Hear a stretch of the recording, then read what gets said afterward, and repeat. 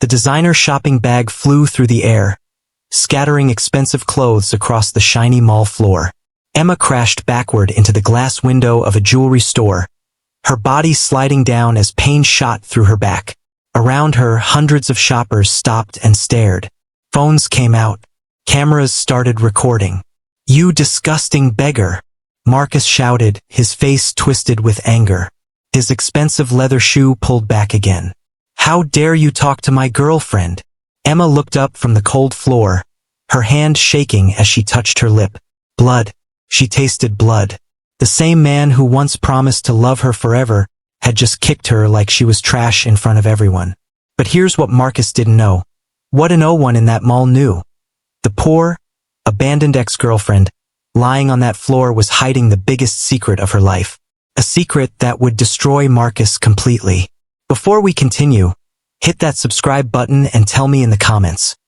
Where are you watching from? Drop your country below. Now let me take you back to where this nightmare really began. Emma Rodriguez sat on the worn-out couch in the tiny apartment she shared with Marcus, her fingers nervously playing with the promise ring he'd given her 2 years ago. The ring was turning her finger green now, but she never took it off.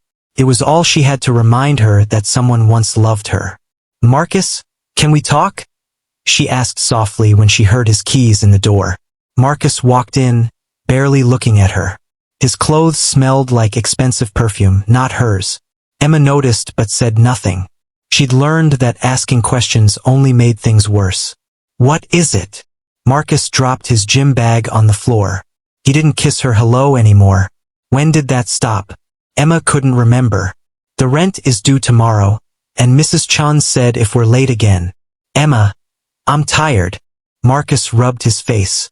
"I work all day, and this is what I come home to? Nagging." "I'm not nagging," Emma said quietly. "I'm just worried. I lost my job at the cafe last week. Remember? And you said your promotion was coming. So I thought." "You thought?" Marcus's voice got louder. "You don't think, Emma. That's your problem. You never think." Emma felt tears burning her eyes, but she held them back. Crying made Marcus angrier. "I can find another job," she said quickly. "I put in applications everywhere. The bookstore, the grocery store, even the gas station. Someone will call back. They have to." Marcus laughed, but it wasn't a happy laugh. It was the kind of laugh that made Emma feel small. "You know what your problem is?" Marcus sat on the couch, but far away from her. "You're not pretty enough. Not smart enough. Not anything enough. Who's going to hire you?" The words hit Emma like punches.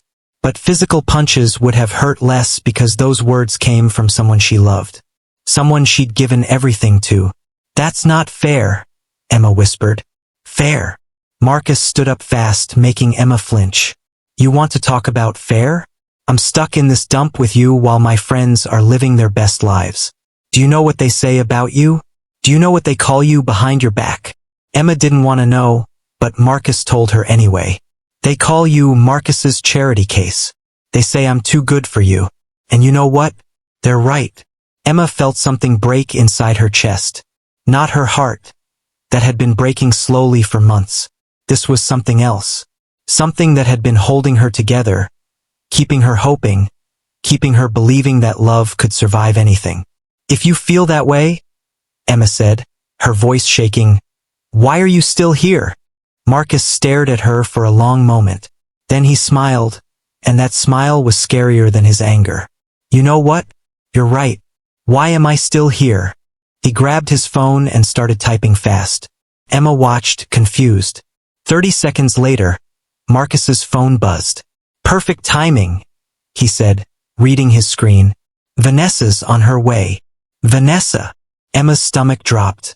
"Your boss's daughter?" "My girlfriend," Marcus corrected her.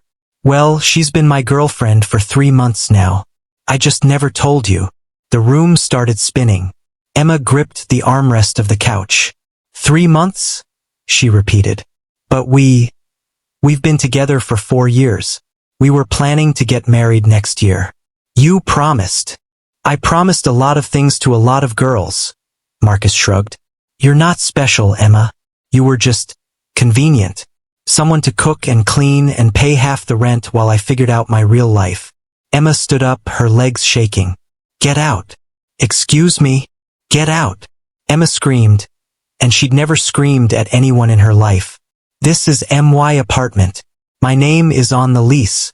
I've been paying the full rent for the past 6 months because you kept saying you were between checks.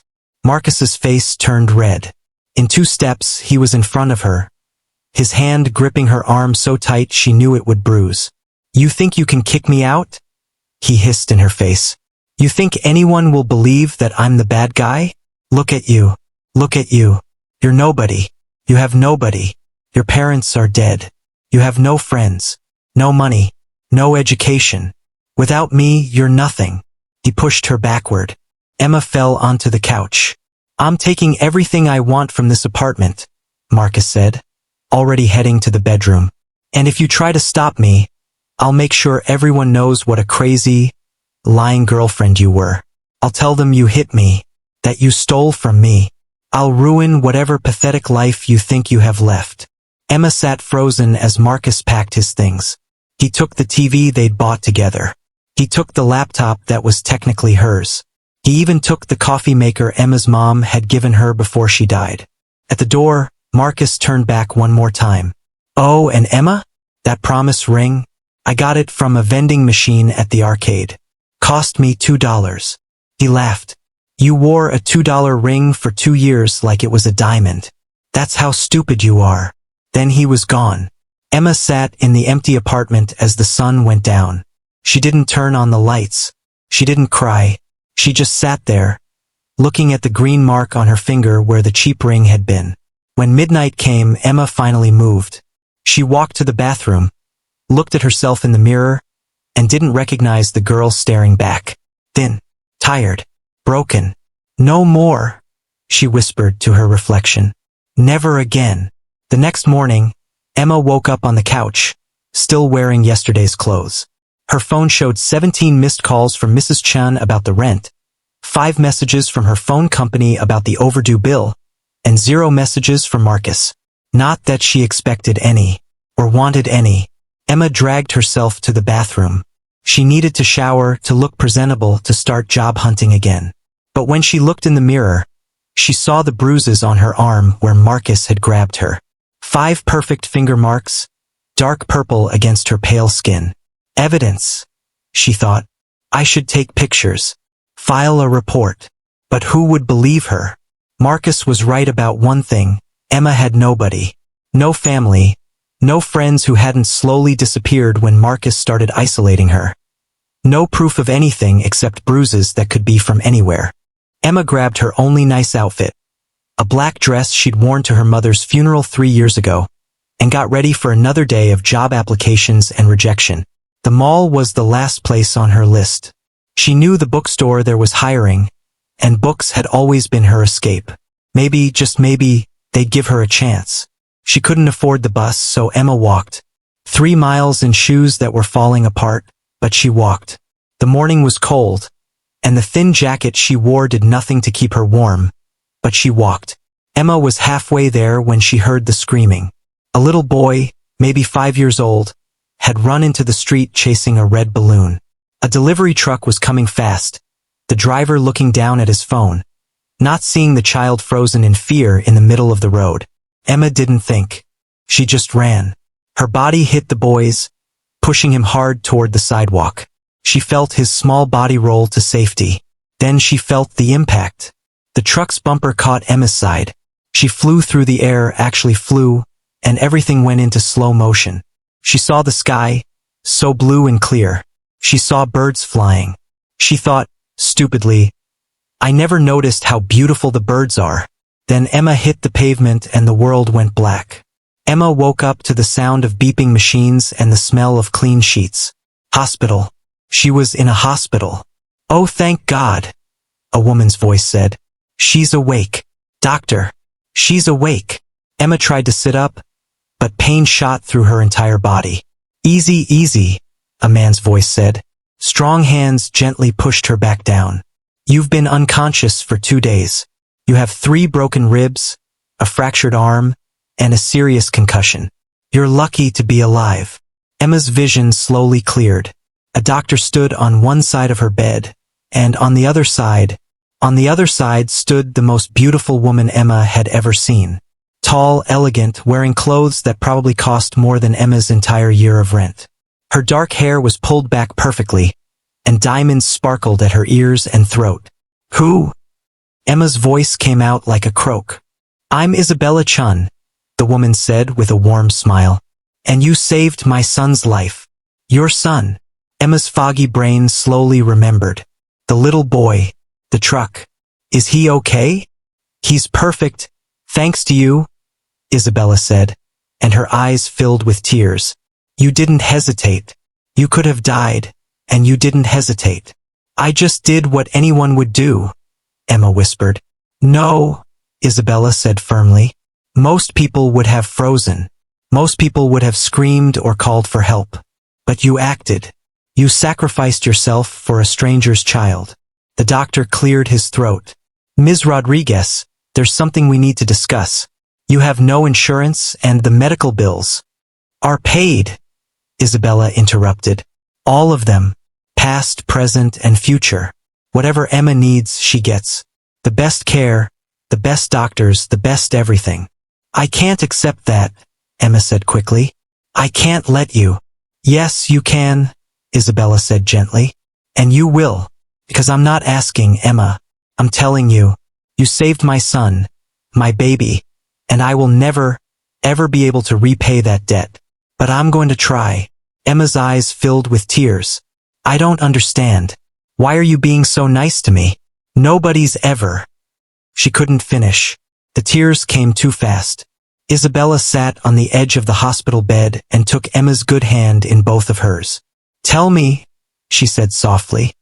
Tell me why a young woman with her whole life ahead of her would run into traffic without thinking about her own safety.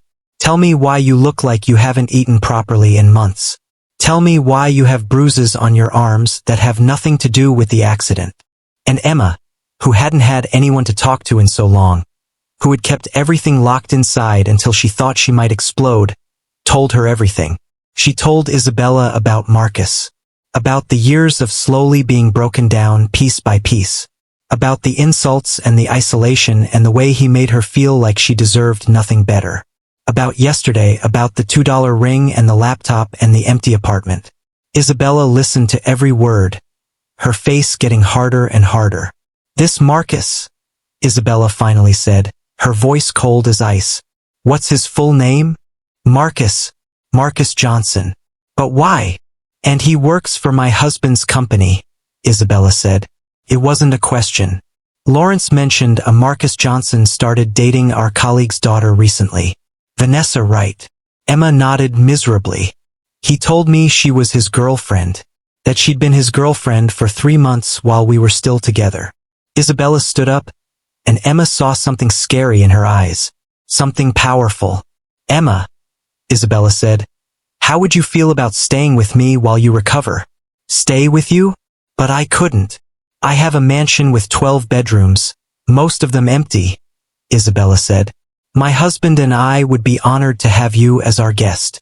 You can recover properly, eat properly, and figure out your next steps without worrying about rent or bills or anything else. Why would you do this for me? Emma asked, genuinely confused. Isabella smiled, but it was a sad smile. Because I was you once, she said quietly. A long time ago, before I met Daniel, I was with someone who made me feel worthless. Someone who took and took until there was almost nothing left of me. I got lucky. I got out before he completely destroyed me, but I've never forgotten what that felt like. And I see that same pain in your eyes. She squeezed Emma's hand. Let me help you, Emma. Please. Let me give you the chance someone once gave me. Emma looked into Isabella's kind eyes and made a decision that would change her life forever. Okay, she whispered. Thank you. 3 days later, Emma was released from the hospital. Isabella sent her personal driver, a kind older man named Thomas, to pick Emma up in a car that cost more than Emma had earned in her entire life. Miss Isabella is very excited to have you home, Thomas said as he helped Emma into the back seat. She's had the East Wing prepared especially for you. The East Wing, Emma repeated faintly. Thomas smiled. You'll get used to it. But Emma wasn't sure she would ever get used to what she saw when they drove through the golden gates and up the long driveway. Isabella's home wasn't a house. It was a palace. White stone walls, fountains, gardens that stretched as far as Emma could see. It looked like something from a movie, not real life. Emma!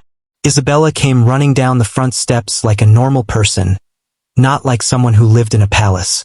Behind her ran the little boy, Tommy, completely healed and smiling wide. Miss Emma! Miss Emma! Tommy crashed into her legs, hugging her carefully around her injuries. You saved me. Mommy says you're a hero. Emma knelt down slowly, pain shooting through her ribs, and hugged the little boy back. I'm just glad you're okay, she said. Come, Isabella said, linking her arm through Emma's good one. Let me show you your rooms. Your rooms. Plural. Emma's rooms turned out to be a bedroom bigger than her entire old apartment. A private bathroom with a tub you could swim in, a sitting room with a balcony overlooking the gardens, and a walk-in closet that was currently empty. We'll fix that tomorrow, Isabella said, seeing Emma stare at the empty closet. Shopping trip. And before you argue, it's not charity. You need clothes, and I need an excuse to spend my husband's money and annoy him. She winked. Emma met Daniel Chun that evening at dinner. He was exactly what Emma expected. Powerful, intelligent, clearly wealthy, but also surprisingly warm. Emma, he said, shaking her hand gently because of her injuries. Isabella told me what you did, what you sacrificed. Our son is our entire world. You gave him back to us. Anything you need, anything at all, you just ask. Actually, Emma said carefully, I do need something. I need a job. I can't just stay here and accept your generosity without earning my way. Daniel and Isabella exchanged a look. What kind of work are you interested in? Daniel asked. Anything honest, Emma said. I've worked in cafes, retail, cleaning services. I never went to college, couldn't afford it, but I'm a hard worker. I learn fast. I need to work. I need to feel useful. Daniel nodded slowly. I might have something. Give me a few days to make some calls. The next morning, Isabella woke Emma up early. Shopping, she announced cheerfully, throwing open the curtains to let in the bright sunshine. Emma groaned. Her ribs still hurt, and she'd slept better than she had in years in that massive, comfortable bed. Do we have to? Emma mumbled. Yes. Isabella pulled back the covers. You can't live in one funeral dress and hospital gowns. Come on, up, up, up. For hours later, Emma stood in front of a three-way mirror in the most expensive boutique she'd ever seen, wearing a simple blue dress that somehow made her look like a different person. This is too much, Emma said for the 100th time that morning. Isabella, this dress costs $2,000. $2,000 for a dress. And it looks beautiful on you, Isabella said firmly. We'll take it. And the black one, the red one, the green one. Isabella. And shoes to match each outfit, obviously. By the time they left the shopping district, Emma had more clothes than she'd owned in her entire life.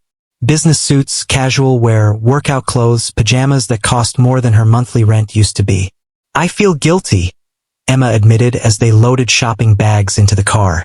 Don't, Isabella said. Consider this an investment. Daniel's making calls about a position for you in his company, and you'll need proper work clothes. Plus, when you look good, you feel good. Trust me on this. That night, after dinner, Daniel called Emma into his study. I found something perfect for you, he said, gesturing for her to sit. My chief of staff, Margaret, is retiring next month. She's the person who manages my schedule, coordinates meetings, handles correspondence, and basically keeps my entire professional life organized. It's a massive job, and frankly, it's 3 jobs in one. I don't understand, Emma said nervously. Are you offering me a secretary position? Chief of staff, Daniel corrected. It's much more than a secretary. You'd be working directly with me, learning every aspect of the business, meeting with executives and clients. The pay is excellent. $120,000 a year to start with bonuses. Emma's mouth fell open. $120,000? But I have no experience. I never even finished college. I can't. Margaret didn't finish college either, Daniel interrupted. She was a waitress when I hired her 20 years ago. You know what she had? Intelligence, dedication, and the ability to think fast under pressure. You ran into traffic to save a child without thinking about yourself.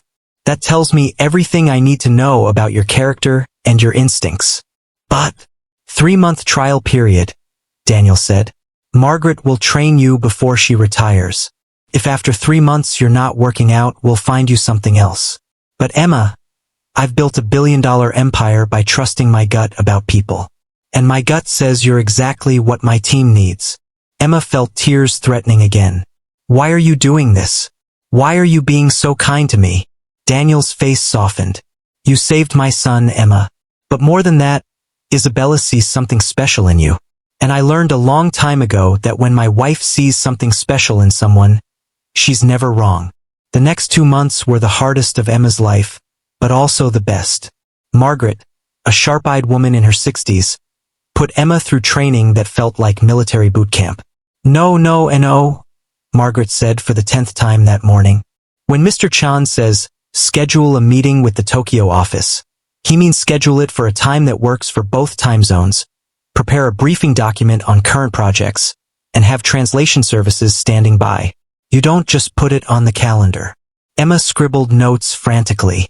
And when Mrs. Yamazaki from the Japanese division says the meeting went fine, that means it went badly, Margaret continued. You need to learn to read between the lines. Direct is bad. Vague is worse. Overly polite is a disaster. How am I supposed to remember all this? Emma's head was spinning. You'll learn, Margaret said, but her expression softened. You're actually picking this up faster than anyone I've seen. You have good instincts, Emma. Trust them. Emma worked 16-hour days. She studied files late into the night. She practiced taking calls, coordinating schedules, drafting emails. She learned the names of 200 employees, 50 major clients, and Daniel's preferences for everything from coffee temperature to meeting room setups. And slowly, something amazing happened. Emma got good at it. Really good. Emma, Daniel said one morning, 6 weeks into training, Margaret tells me you reorganized the entire filing system and created a new tracking method for ongoing projects. Emma felt her heart sink. I'm sorry. I should have asked permission first. I just thought. It's brilliant, Daniel interrupted. We've been looking for a better system for years. You found it in 6 weeks. This is exactly what I was hoping for. Emma felt pride bloom in her chest, real, genuine pride in her own abilities. When was the last time she'd felt that? But the work wasn't the only thing changing Emma. Isabella took her to a salon where they did something magical to her hair, cutting off the damaged ends and adding highlights that made her face glow. You have beautiful features, the stylist said, tilting Emma's face to the light. Why have you been hiding them? Emma didn't have an answer. Or maybe she did, but it hurt too much to say. Because Marcus told me I wasn't pretty enough and I believed him. Isabella also insisted Emma join her gym, where a personal trainer named Rita taught her that her body was strong, capable, and powerful. You ran into traffic and saved a child, Rita reminded her when Emma was struggling through a workout. Your body is incredible. Stop treating it like it's not good enough. Emma started eating regularly again. Real meals, healthy food, not just the cheapest things she could find. She started sleeping properly. She started looking in the mirror and recognizing herself. But the biggest change was happening inside. Emma was learning something Marcus had tried to destroy. She had value. Her ideas mattered. Her thoughts were intelligent. Her presence made a difference. Then came the day that would change everything. Emma was in Daniel's office, coordinating his schedule for the next week, when Daniel's phone buzzed. Ah, he said, looking at his screen. Marcus Johnson's quarterly review is coming up. Emma's hand froze on her tablet. Marcus Johnson? She repeated carefully. Yes, works in our marketing division. Actually, I need to discuss something with you about him. Daniel looked troubled.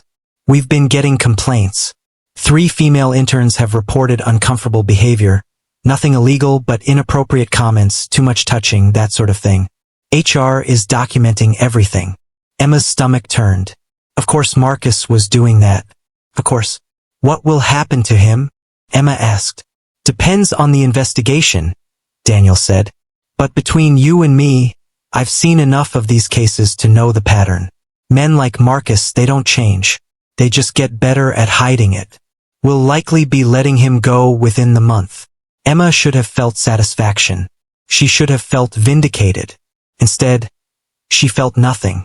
Marcus was just nothing to her now. A bad memory getting further away every day.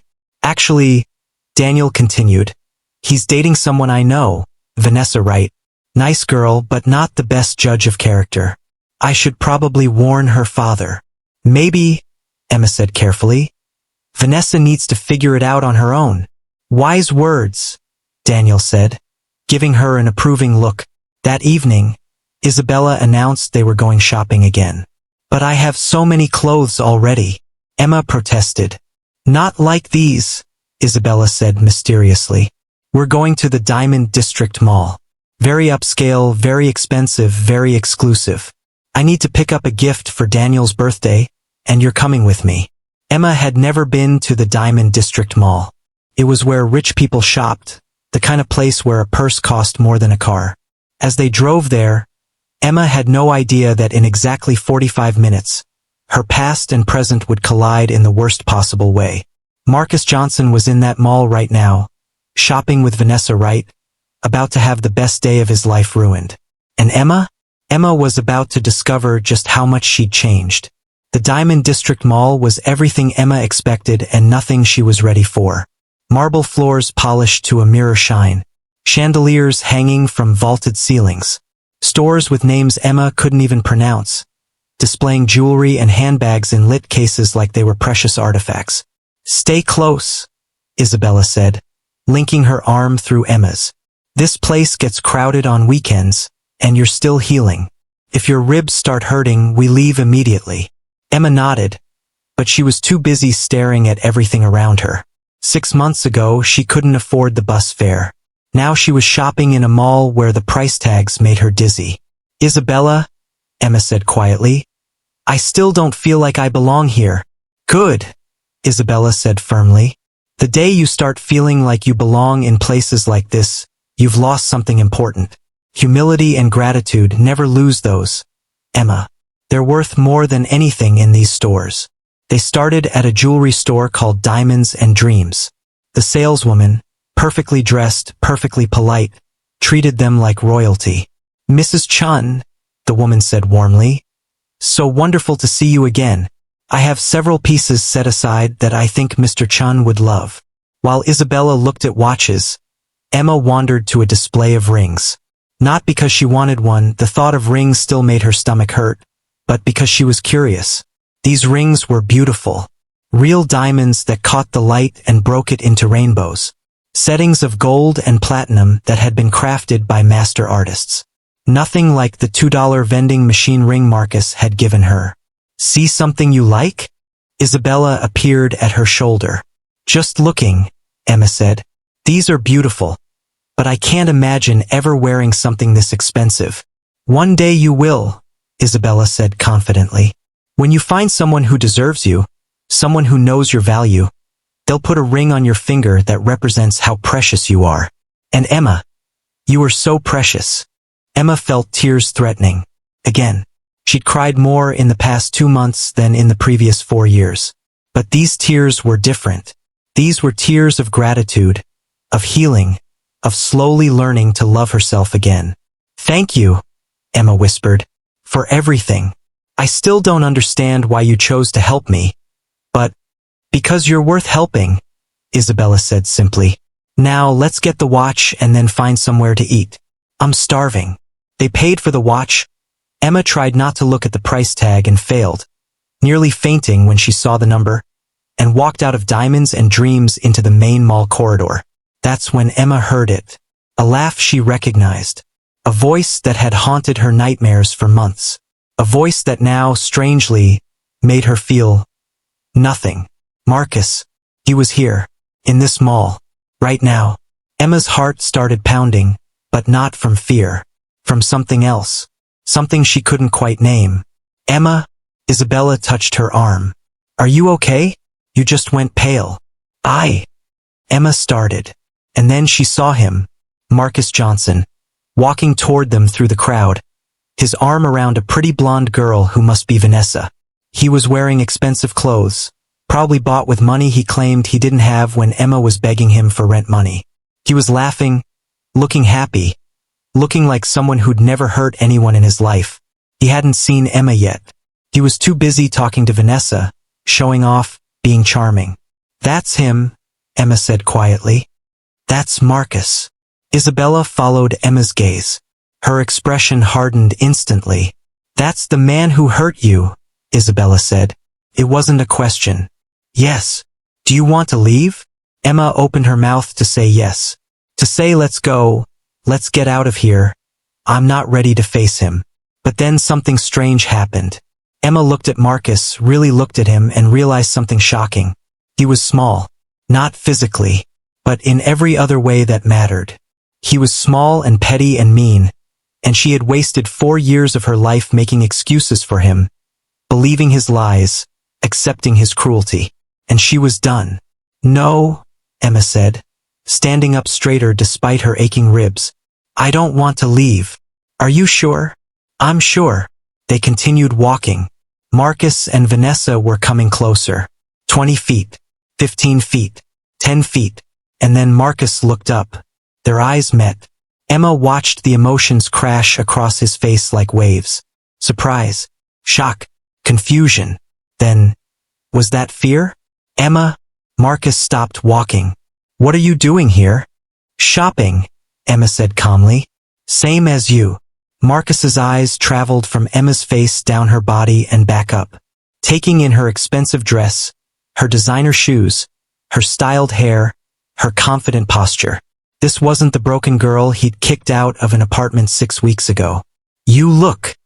Marcus seemed unable to finish the sentence. Different, Emma supplied. Thank you. I feel different too. Vanessa was looking between them, confused. Marcus? Who is this? This was Emma's chance. She could tell Vanessa everything right here, right now.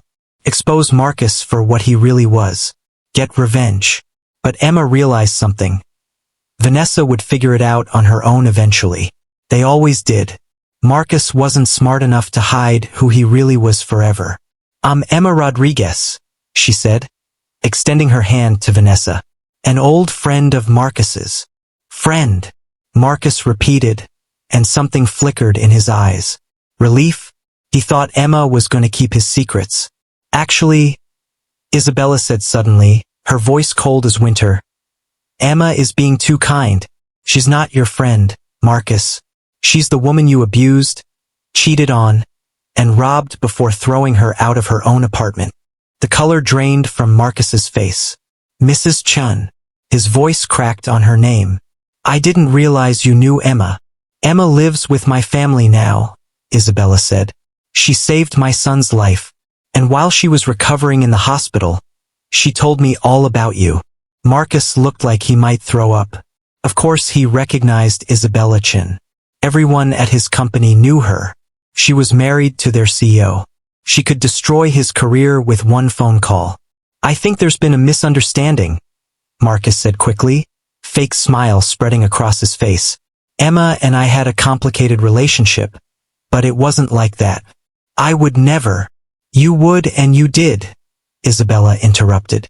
I've seen the medical photos of Emma's bruises. I've heard about your theft. I know everything, Marcus. Vanessa was staring at Marcus now, realization dawning on her face. Marcus?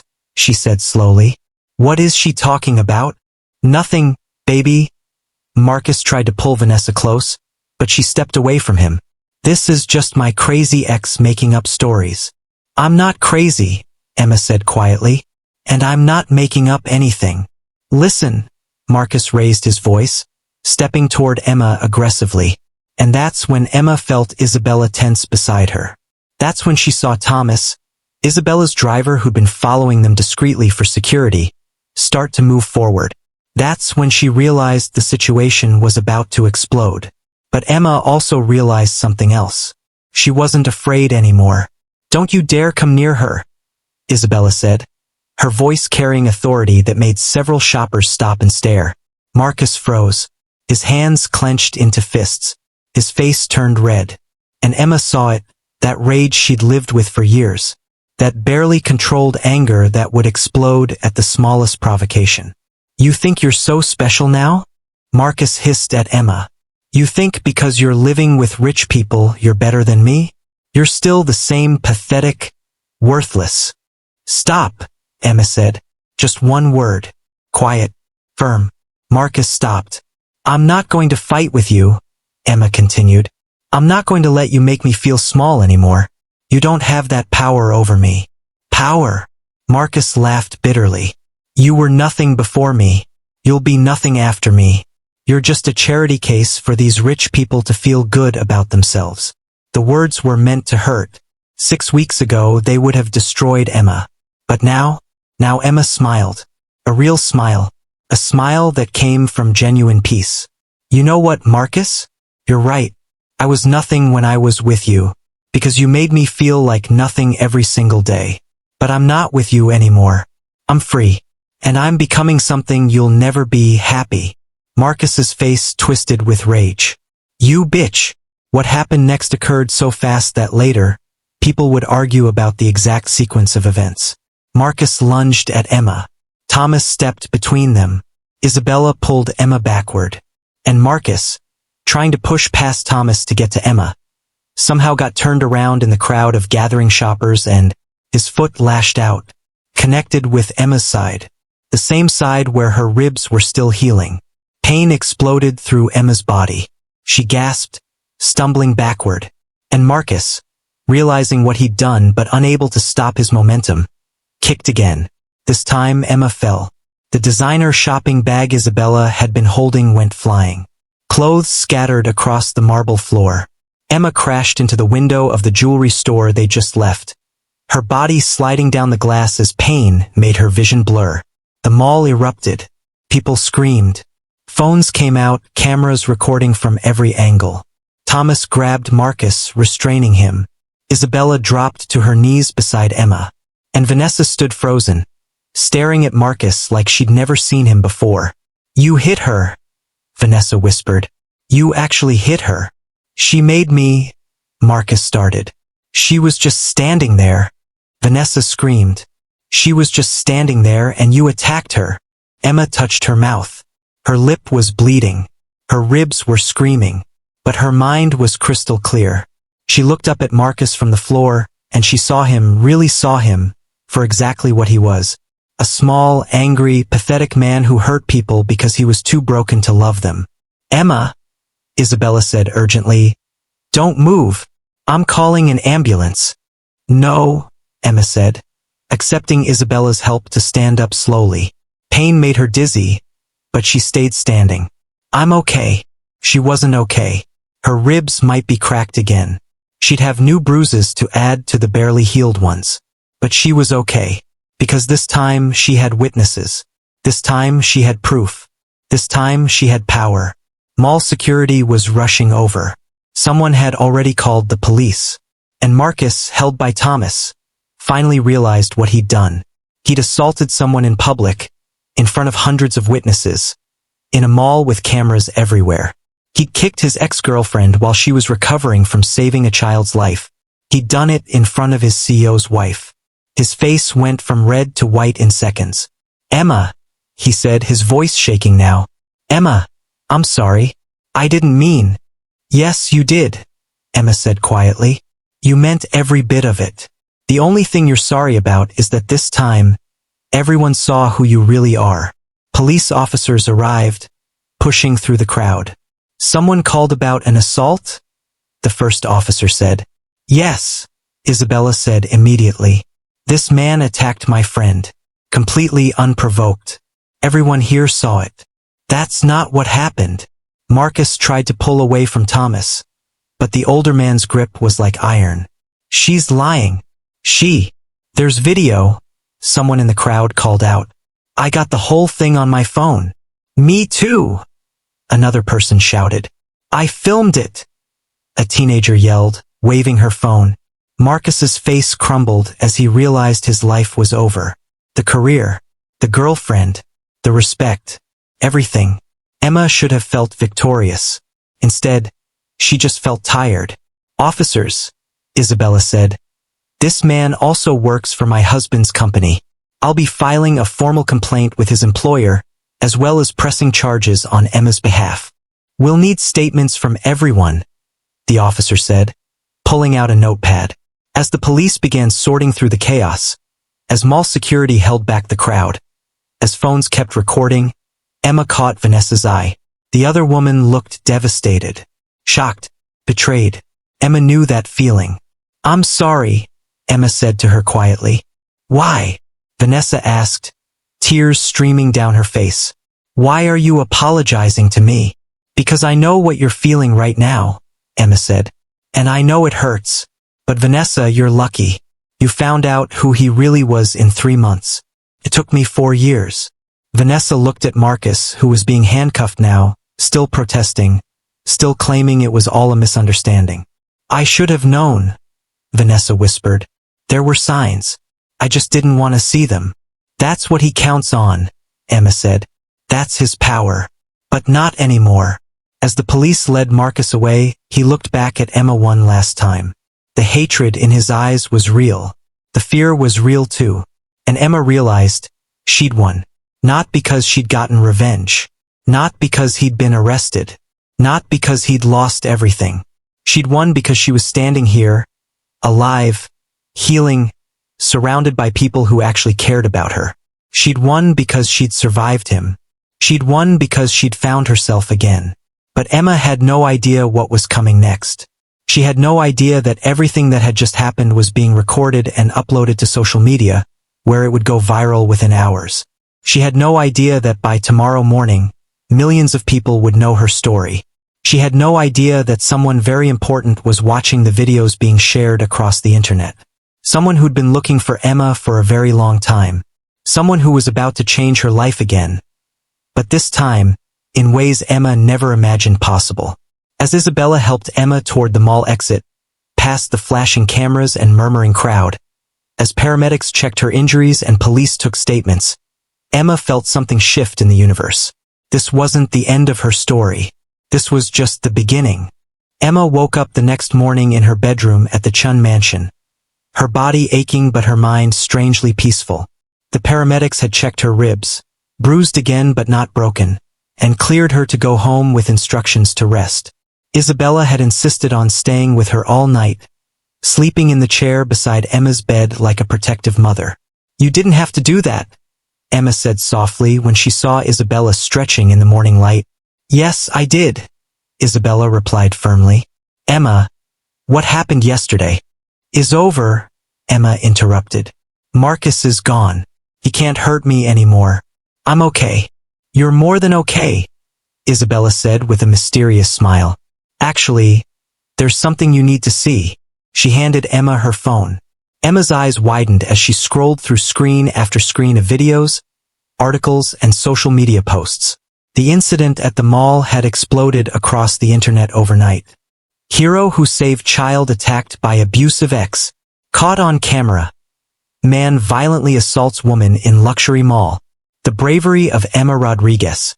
From saving lives to standing strong. The videos had been viewed millions of times. Emma's face was everywhere. People were calling her brave, strong, inspiring. They were calling Marcus a monster. His name, his photo, his employer, everything was public now. Oh no, Emma whispered. This is too much attention. I don't want. Keep scrolling, Isabella said gently. Emma scrolled down and stopped breathing. There was a statement from someone named Alexander Hartwell. The name meant nothing to Emma, but apparently it meant everything to everyone else. The post had 10 million likes. I've been searching for this woman for 25 years. Emma Rodriguez is my daughter. And I'm coming to bring her home. Emma's phone slipped from her hands. What? She whispered. That's impossible. My father died before I was born. My mother told me. Your mother lied, said a deep voice from the doorway. Emma's head snapped up.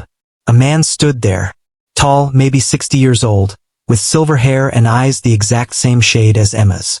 He was wearing a suit that probably cost more than a car, and his face was streaming with tears. Emma, he said, his voice breaking. My little girl. I finally found you.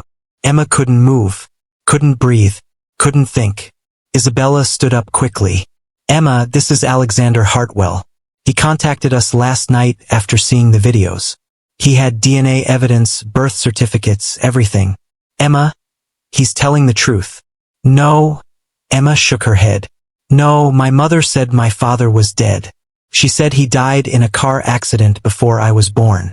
She wouldn't lie about that. Alexander took a step closer, moving slowly like Emma was a scared animal that might run. Your mother, Sarah Rodriguez, was the love of my life, he said quietly. We met when I was 25 and she was 23. I was just starting my business, working 18-hour days, trying to build something from nothing. Your mother was a teacher, the kindest person I'd ever met. Emma felt tears starting. Her mother's name, spoken by this stranger, sounded so real.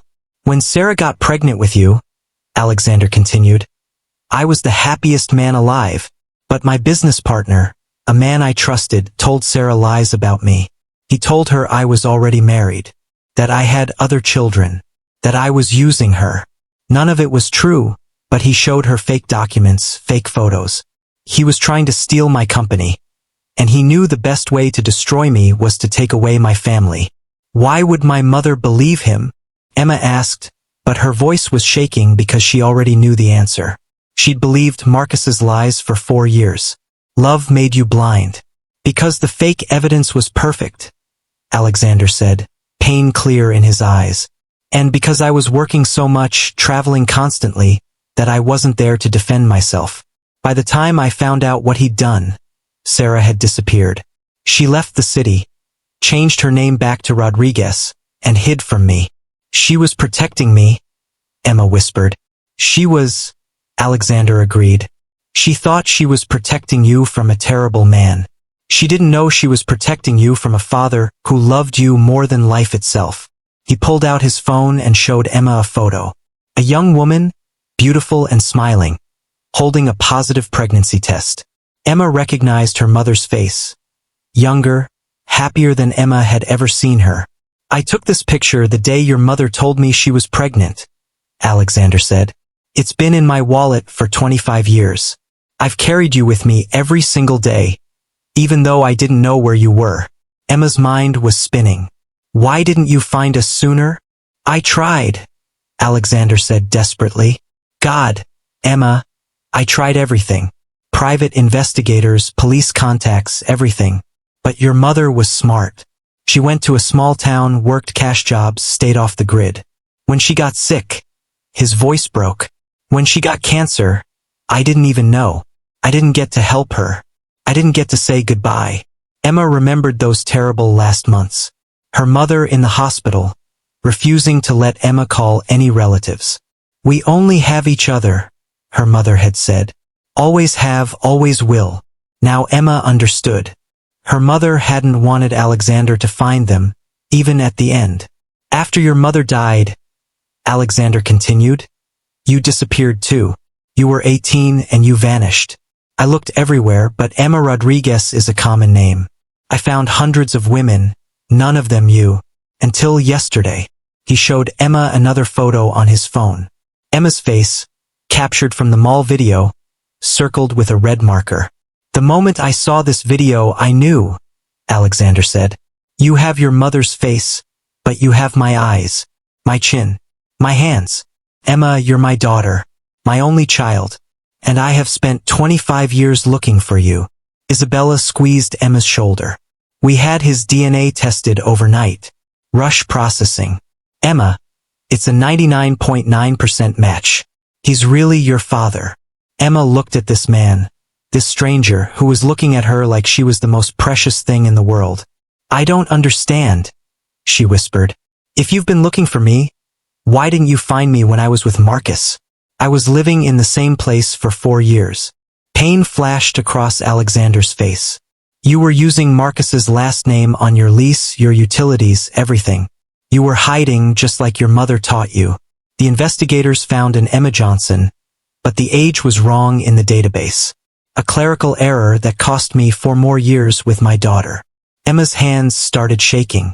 All those years of pain, of loneliness, of thinking she had nobody, and her father had been out there searching for her. I know this is overwhelming, Alexander said gently. I know you need time, but Emma, I need you to know something. I'm not here to disrupt your life. I'm not here to force anything. I'm here to tell you that you have a father who loves you. You have a family. And if you'll let me, I want to spend the rest of my life making up for the 25 years I missed. Family? Emma repeated. Alexander smiled, and it was like looking in a mirror. You have a grandmother who's been praying for this day. 2 aunts who've been saving birthday presents for you every year. Cousins who've heard stories about you their whole lives. Emma, you have a huge family who's been waiting to meet you. Emma felt the room spinning. Yesterday, she'd thought she was alone in the world except for Isabella and Daniel. Today, she had a father, a grandmother, aunts, cousins, family. This is too much, Emma said, standing up too fast. Pain shot through her ribs, making her gasp. Alexander reached out to steady her, then stopped himself, clearly afraid to touch her without permission. I need air, Emma said. I need to think. Of course, Alexander said immediately. Take all the time you need. I'm staying at the Grand Hotel downtown. When you're ready, if you're ready, just call me. He handed her a business card. Emma looked at it and felt her heart stop. Alexander Hartwell, CEO, Hartwell Industries, net worth $8.7 billion. Emma couldn't finish the sentence. I built a tech empire over the past 25 years, Alexander said quietly. Every dollar I made, I imagined what I'd do with it when I found you. The houses I'd buy you, the education I'd give you, the life you deserved. Emma, I don't care about the money. I'd give it all away to turn back time and be there for you when you needed me. But since I can't do that, I want to use everything I have to give you the future you were meant to have. After Alexander left, Emma sat on her bed in silence for a long time.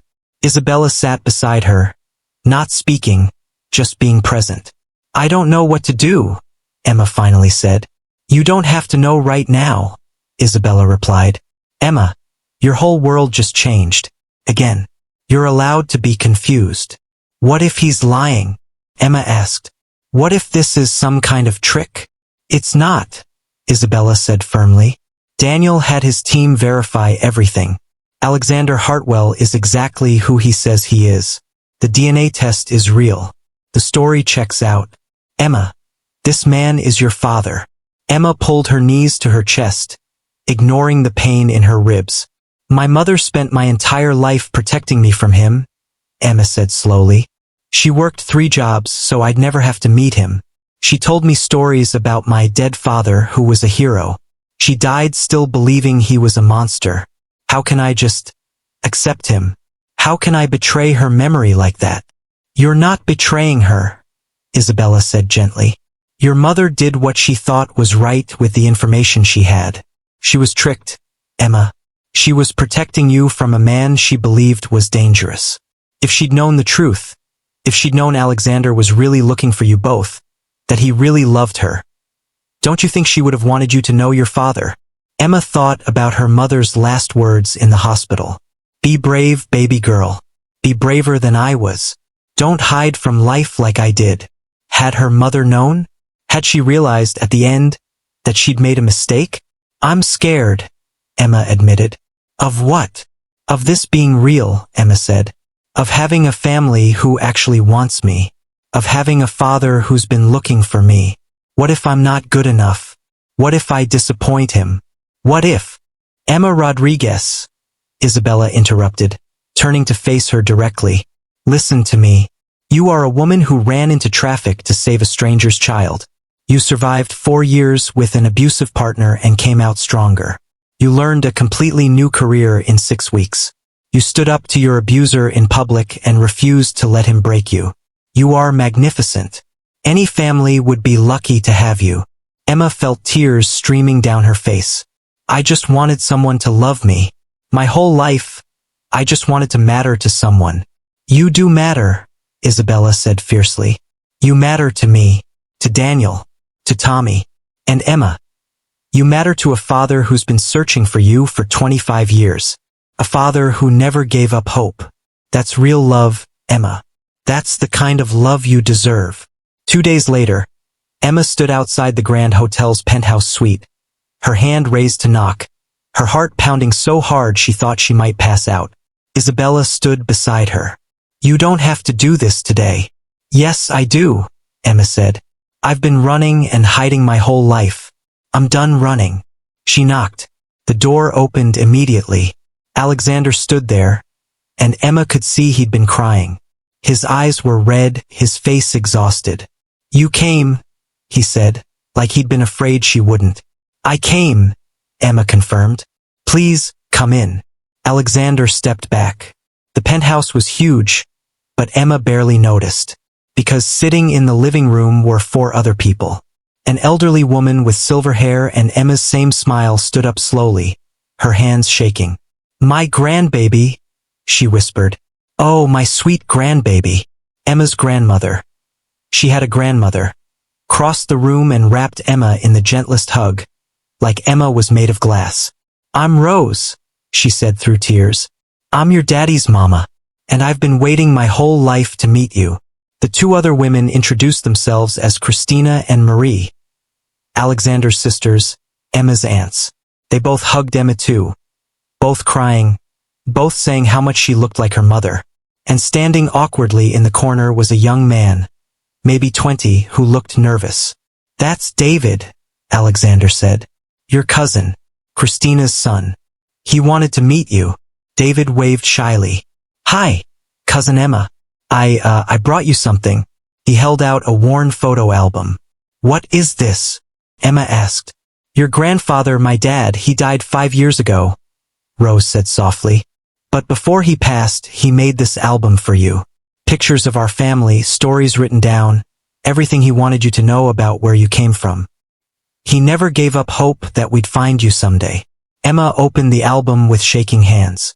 The first page had a photo of a handsome man holding a baby. Written underneath, Alexander and Emma, Day 1. The day my son became a father. The happiest day of our lives. Emma traced her finger over her baby face. Her father was crying in the photo, but they were happy tears. He was looking at baby Emma like she was a miracle. He loved you from the very first second, Rose said. We all did. Emma turned the pages. There were photos of her mother and Alexander together, young and in love. Photos of Alexander holding sonogram pictures. Photos of a nursery, painted yellow with stars on the ceiling.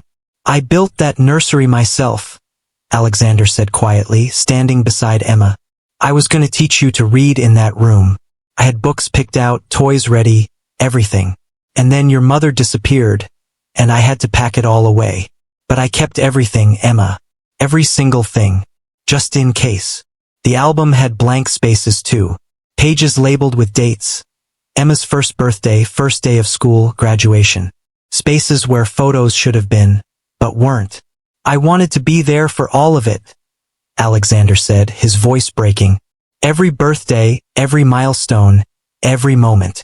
I wanted to teach you to ride a bike and help you with homework and walk you down the aisle someday. I wanted to be your dad.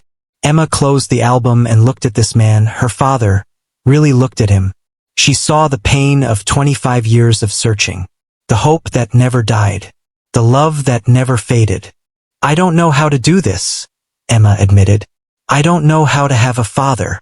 I don't know how to be a father to a grown daughter, Alexander replied honestly. But Emma, we can learn together. We can take it slow. We can. I want to try, Emma interrupted. I want to have a family. I'm just scared. Me too, Alexander said. I'm terrified I'll mess this up. That I'll push too hard or not enough. That you'll realize I'm not worth knowing. But Emma, I'm willing to be scared if it means I get a chance to be your father. Emma took a deep breath. Then she said the words she'd never thought she'd say to anyone. Hi, Dad. Alexander's face crumbled. He sobbed openly, not caring who saw. Hi, daughter, he managed to say. God, it's so good to finally say that. Hi, Emma, my beautiful, brave, incredible daughter. And Emma, who'd spent her whole life feeling alone, was suddenly surrounded by family. Her grandmother hugging her from one side, her aunts crying happily, her cousin grinning, her father holding her hand like he'd never let go. For the first time in her life, Emma felt like she belonged somewhere. 3 months passed. Emma's life changed in ways she never imagined possible. She continued working as Daniel Chen's chief of staff, and she was brilliant at it. Daniel had already given her 2 raises and put her in charge of several major projects. But now, she also spent weekends with her father, learning about the family business, meeting distant relatives, slowly building a relationship with the man who'd never stopped looking for her. Alexander never pushed, never demanded. He let Emma set the pace, and he showed up for everything. When Emma had a bad day, he was there. When she accomplished something at work, he celebrated like she'd won the Nobel Prize. When she had nightmares about Marcus, he stayed on the phone with her until she felt safe again. He was becoming her dad. Not just biologically, but really and truly. One Sunday afternoon, Emma and Alexander were having lunch at a cafe when Emma's phone buzzed. A news alert. Marcus Johnson sentenced. 18 months in prison for assault. Emma stared at the headline. Marcus had pleaded guilty to avoid a longer trial. He'd lost his job, his reputation, his freedom. Vanessa had testified against him, revealing he'd hit her too during their brief relationship. How do you feel? Alexander asked gently. I feel. Emma thought about it. Nothing. I don't feel happy he's in prison. I don't feel sad. I just feel free. He's not my problem anymore. He's not my story anymore. Good, Alexander said. He was only one chapter in your life, Emma. You have so many more chapters to write. Emma smiled. Speaking of writing new chapters, I have something to tell you. What's that? I'm enrolling in college, Emma said. Night classes, online courses, whatever it takes. I want to finish my education. I want to get a business degree. And someday, if you'll have me, I want to work at Hartwell Industries. Not because you're my father, but because I want to earn my place there. Alexander's eyes filled with tears. Emma, you don't have to earn anything. I'd give you the whole company right now if you wanted it. I know, Emma said, but I don't want it given to me. I want to deserve it. You built that company from nothing. You worked for everything you have. I want to be like you, Dad. I want to work hard and earn my success. You're already successful, Alexander said. Look at everything you've overcome. Look at the woman you've become. Emma, I'm so proud of you. Those words, I'm proud of you, hit Emma like a warm wave. She'd never heard them before. Not once in her entire life. Thank you, she whispered. No, thank you, Alexander said. Thank you for giving me a chance. Thank you for letting me be your father. Thank you for being exactly who you are.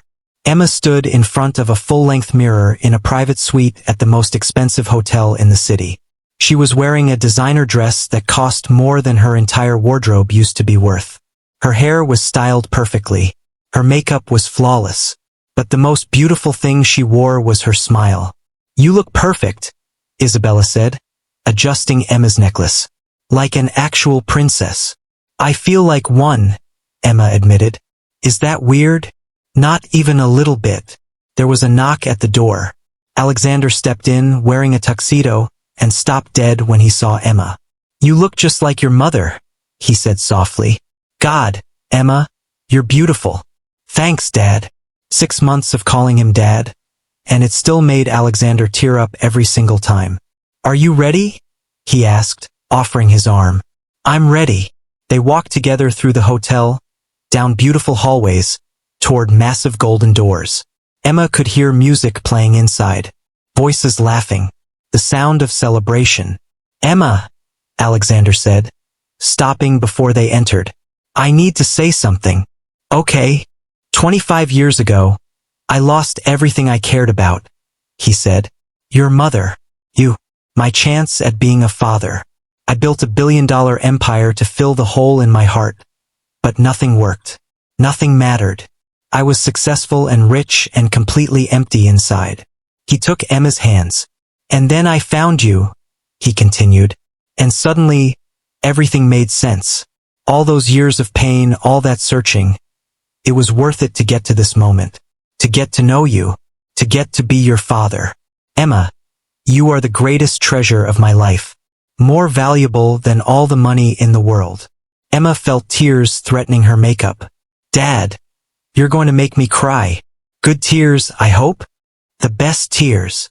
Alexander kissed her forehead. Now, let's go show the world what an amazing woman you are. He pushed open the golden doors. Inside was a massive ballroom filled with people.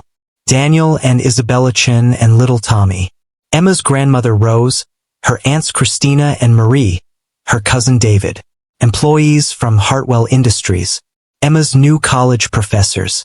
Her friends from the gym. People whose lives Emma had touched over the past 6 months. And at the front of the room on a stage was a banner. Hartwell Foundation First Annual Gala. Supporting survivors of domestic violence.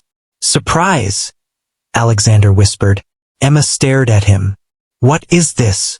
This is your foundation, Alexander said. I created it in your name. The Hartwell Foundation will provide housing, job training, legal support, and counseling for people escaping abusive relationships. Just like you did, Emma. We're going to help people start over. We're going to give them hope. Emma couldn't speak. You turned your pain into purpose, Alexander continued. You survived something terrible and came out stronger. Now we're going to help other people do the same thing. If that's okay with you. Okay with me? Emma repeated. Dad, this is everything. This is perfect. You're perfect, Alexander said. Now you need to give a speech. Everyone's waiting to hear from you. A speech? Emma panicked. I didn't prepare a speech. Just speak from your heart, Isabella said, appearing beside her. Tell them your story. Give them hope. Emma walked to the stage on shaking legs. Hundreds of faces looked at her. Important faces. Wealthy faces. Powerful faces. 6 months ago, Emma would have felt small in this room. Now she felt ready. Hi, she said into the microphone. My name is Emma Rodriguez Hartwell. And 6 months ago, I was kicked to the ground by the man who was supposed to love me. The room went completely silent. I was broken, Emma continued. I had no family, no money, no hope. I thought my life was over. I thought I'd never be anything more than what he told me I was, nothing. She looked at her father, who was crying openly. But I was wrong, Emma said. Because even at my lowest point, when I thought I had nothing left to give, I found out I could still save a life. I could still make a difference. I could still matter. She looked at Isabella, who was holding Tommy's hand and smiling. And then people who owed me nothing gave me everything, Emma said. They gave me safety, opportunity, and love. They showed me that I was worth saving. They taught me that my past didn't define my future. She looked at the crowd. If you're in a bad relationship, if someone is hurting you, if you feel trapped and alone, please hear me. You are not nothing. You are not worthless. You are not stuck. There is hope. There is help. There is a future waiting for you that's so much better than you can imagine right now. Emma felt power flowing through her. This was her purpose. This was why she'd survived. The Hartwell Foundation exists because I got lucky, Emma said. I was saved by good people at exactly the right time. But not everyone is that lucky. So we're going to be that luck for other people. We're going to be the safe place, the second chance, the new beginning. We're going to take survivors from victims to victors. The room erupted in applause. Emma looked out at all these people, her family, her future, and she smiled. My name is Emma Rodriguez Hartwell, she said one more time. I'm a survivor. I'm a daughter. I'm a friend. And I'm just getting started. Emma sat in her new office at Hartwell Industries. She'd graduated with honors from her business program. She'd earned a position as director of charitable operations, overseeing the foundation that had helped 847 people start new lives in just 1 year. Her desk had photos now. Emma and her dad at her graduation. Emma and Isabella and Tommy at the beach. Emma and her grandmother baking cookies. Emma surrounded by her entire family at Thanksgiving. A family she'd never known she had. A family who loved her completely. There was a knock at her door. "Come in," Emma called. A young woman entered, maybe 22, looking nervous and scared and hopeful all at once. "Miss Hartwell?" the woman said. "I'm Sarah Chen. I just escaped. I left. She started crying. Emma stood up immediately and guided Sarah to a chair. "It's okay," Emma said gently. "You're safe now. Tell me what happened." And as Sarah told her story, a story that sounded so much like Emma's own, Emma held her hand and listened and planned how the foundation would help, because Emma understood something now. She'd been kicked to the ground in that mall for a reason. Not because she deserved it, but because her story needed to be told. Her pain needed to have purpose. And now, 1 year later, Emma was using everything she'd survived to help others survive too. She was broken and she healed. She was lost and she was found. She was alone and now she had family. She was nothing and now she was everything. Emma Rodriguez Hartwell, daughter, survivor, hero, was finally, truly, completely home. Emma walked through the Diamond District Mall, her hand linked with her father's arm. They were shopping for her grandmother's birthday. As they passed the jewelry store where she'd been attacked, Emma paused. The memory was still there, but it didn't hurt anymore. "You okay?" Alexander asked. "I'm perfect," Emma said honestly.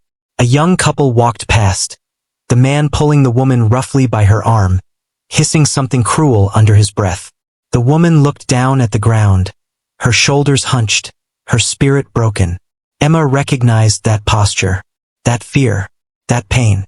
Without hesitating, Emma walked over to the woman and pressed something into her hand. A business card. "The Hartwell Foundation," Emma said quietly. "When you're ready, we're here. You deserve better than this. You deserve everything." The woman looked at the card, then at Emma, and something sparked in her eyes. Hope. Emma smiled and walked back to her father. "Good work," Alexander said proudly. "Someone once saved me," Emma replied. "Now it's my turn to save others." They continued walking through the mall, Emma's head high, her heart full, her future bright. And somewhere in a prison cell, Marcus Johnson sat alone, wondering how the girl he'd thrown away had become the woman he'd never be able to touch again. Because Emma wasn't his victim anymore. She was her own hero, and she was just getting started. Thank you for watching Emma's incredible journey from victim to victor. This story proves that no matter how dark your present is, your future can be bright. If this story inspired you, please subscribe to this channel to support our growth. Drop a comment telling me, what was your favorite part of Emma's story? And remember, if you or someone you know is in an abusive relationship, there is help. You are worth saving. You can start over. Your story isn't over yet. See you in the next story.